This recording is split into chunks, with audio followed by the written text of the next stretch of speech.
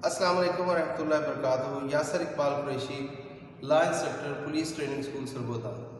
Dear students, आज बुनियादी इस्लामी इक़दार में जिस टॉपिक को हम डिस्कस कर रहे हैं वो है मसावात। मसावात के लुगत में मानी है यकसा और बराबरी के। सूरह हुजरात की आयत नंबर 3 में आया है जिसका मफहूम है, ए लोगो, हमने तुम सबको एक ही मर्द औरत से पैदा किया और तुम्हें कुंबों और कबीलों में तकसीम कर दिया, इसलिए कि तुम आपस में एक दूसरे को पहचानो।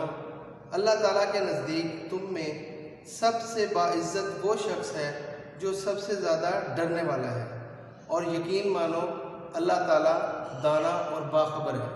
ये इसका मफहूम था। अल्लाह ताला ने तमाम इंसानों को बराबर पैदा किया है।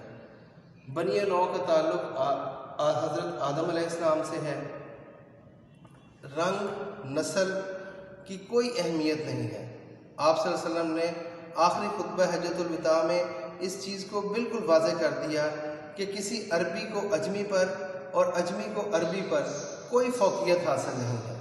तो लिहाजा सब के सब इंसान बराबर हैं, तो हमें सब के साथ बराबरी का सलूक करना चाहिए और किसी को भी एक दूसरे को हकीर नहीं समझना चाहिए। जज़ाकल्लाह।